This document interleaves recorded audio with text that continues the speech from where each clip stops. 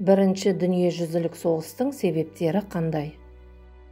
Германия дүниежүзін отарлық бөлісуде өзін шет қалғандай сезініп, біресе Ұлыбритания мен Францияға қарсы одақ құруға ұмтылса, біресе басқа елдермен Ұлыбританияны континенттік оқшаулап тастауға тырысты, және ол осы әрекеттерін бір мезгілде қатар жүргізді. Бірақ Англия француздармен жақсы қарым-қатынас орнатты. Ол француздардың мүдделеріне Ресей де қосылды. Нәтижесінде Европаның ортасында тұйықта қалған Германия үшін Австро-Венгрия және Италиямен одақтасудан басқа таңдау қалмады. Осылайша үштік одақ дүниеге келді. Кейінірек оны төрттік одақ деп те атаған болатын. Германия мен Австро-Венгрия одағына 1914 жылы Түркияның, 1915 жылы Болгарияның қосылуына байланысты үштік одақты төрттік одақ деп те атай бастады. 1898 жылғы Испан-Американ соғысы нәтижесінде ақш-тың Испанияны жеңуі оған Латын Америкасының оңтүстігін, қиыр шығыс пен оңтүстік шығыс Азия аймақтарын басқыншылыққа ұшыратуға жол ашып берді. Дүние жүзін қайта бөлісу жолындағы тағы да бір соғыс Африканың оңтүстігіндегі екі Бур, Трансваль және Оранжево республикаларына Англияның соғыс ашуымен байланысты болды.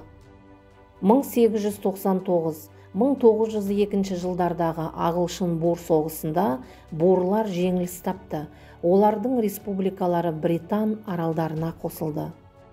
1904-1905 жылдары Орыс-Жапон соғысы қиыр шығыстағы аймақтар мен ықпал аумақтарын қайта бөлісу үшін жүрді.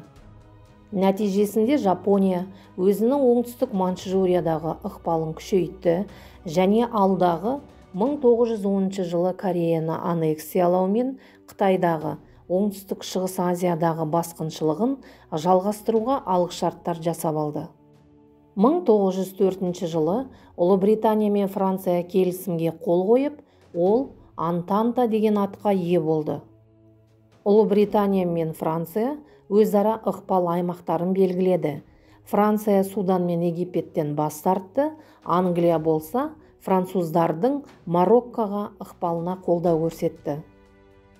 Германия тарапынан төнген қатер Англия, Франция және Ресейдің өзара одақ құруына итермеледі. 1907 жылы 31 тамызда Англия мен Ресей арасында келіссөздер жасалды. Нәтижесінде Иран, Ауғанстан және Тибеттегі аумақтарды бөлісу туралы келісімшартқа қол қойды.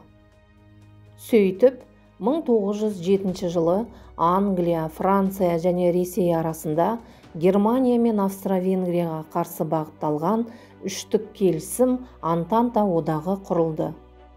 Германдық капиталистер түрік үкіметімен маңызды шешімге қол жеткізді. Яғни таяу шығысқа Берлиннен Бағдат арқылы Кувейтке дейін темір жол салуға кепілдік беруге көндірді.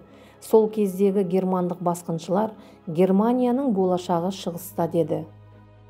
1903 жылы жобаны Түркия қабылдап, құрылыс жұмыстары басталып кетті. Англия бұған жауап ретінде Кувейтті басып алды. 1911 жылы 29 қыркүйекте Түрік-Италия соғысы басталды. 1912 жылы 18 қазанда Осман империясы Триполитания мен Киренаиканың Ливия деген атпен Италияның Африкадағы иеліктерінің құрамына енуі туралы Лозаннада бейбітшілік келісімге қол қоюға асықты. Францияның президенті болып Раймон Пуанкаренің келуі отқа май құйғандай болды. Оның 1870-1871 жылдары француз-прусс соғысы кезінде Францияның айырылып қалған Эльзас пен Лотарингияны қайтарып алу туралы сөзі шиеленісті ушықтырып жіберді. Жалпы соғыс отының тұтануына тек сылтау қажет еді. 1914 жылы 28 маусымда серб студенті Гаврила Принциптің Сараевода Австро-Венгрия тағының мұрагері эрцгерцог Франц Фердинандты өлтіруі оттың тұтануына себеп болды.